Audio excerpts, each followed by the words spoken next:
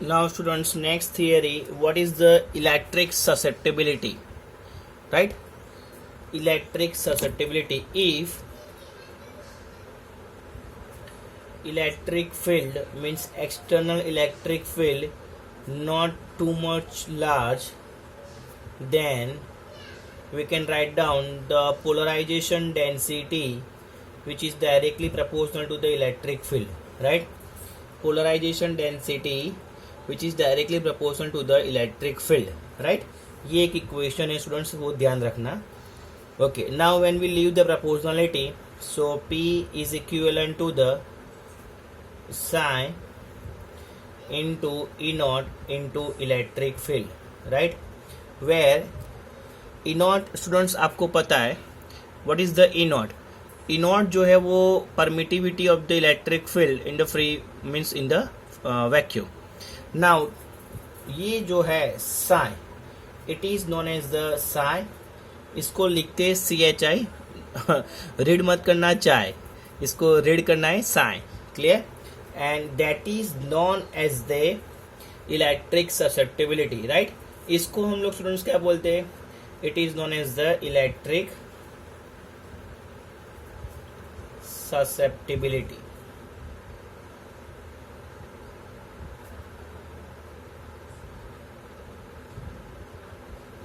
Clear? जो psi है इसको हम लोग क्या बोलते हैं? Electric susceptibility, right? जो उसका डायमेंशन है which is the dimensionless, right? ये जो है इसका कोई यूनिट नहीं होता है, उसका ध्यान रखना. सो यहाँ पे अगर इसको हम लोग सब्जेक्ट बनाए, so electric susceptibility is equivalent to the polarization density upon E naught into electric field, right? Upon E naught into electric field, इसको बोलते हैं इक्वेशन नंबर 2, राइट? ये आपको ध्यान रखना है. Electric susceptibility is equivalent to the density upon E naught times of the electric field, right?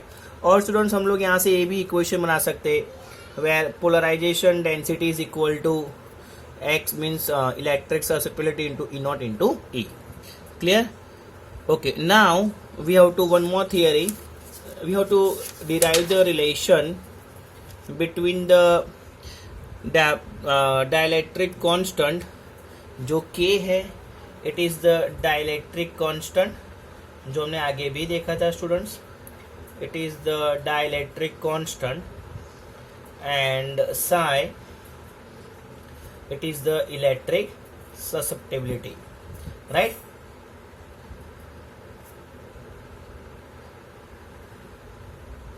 सो इसके बीच को हमको रिलेशन डिराइव करना है.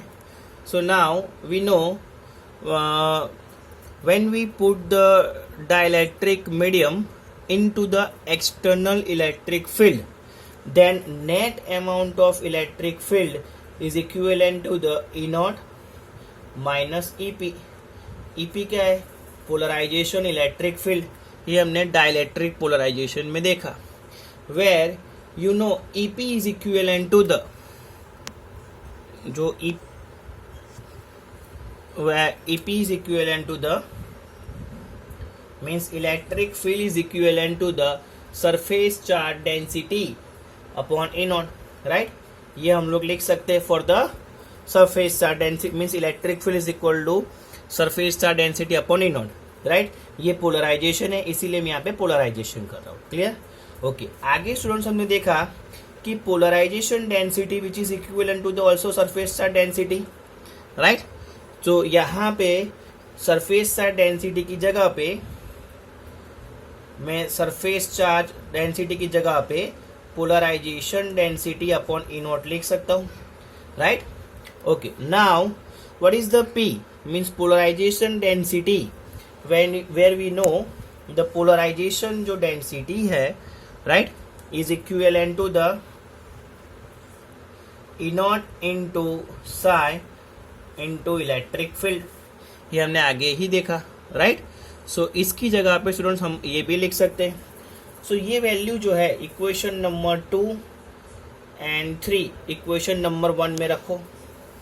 Then you will be get one more equation कि net amount of electric field is equivalent to the E naught minus EP means P upon E naught, and electric field is equivalent to the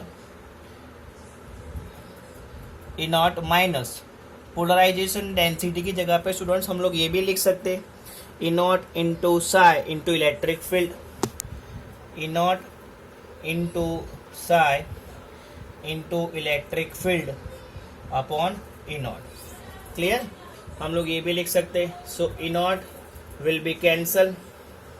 So net amount of, so now we have electric field is equivalent to the E naught minus psi upon psi into electric field, psi into electric field. Now both side dividing by electric field, दोनों side means LHS and RHS. So यहाँ पे क्या रह जाएगा students, 1 E by E. So 1 is equivalent to the E not by electric field minus ये E cancel हो जाएगा into psi, right. And we know E not by E it is the dielectric constant जो हमने आगे देखा हुआ है. Clear? So 1 is equivalent to the dielectric constant minus electric susceptibility. So यहाँ पे हम लोग स्टूडेंट्स उसका दूसरा रिलेशन भी ये भी लिख सकते हैं कि x plus means psi plus 1 is equivalent to the dielectric constant, right. That is the relation between the dielectric constant and the electric susceptibility. Clear, students?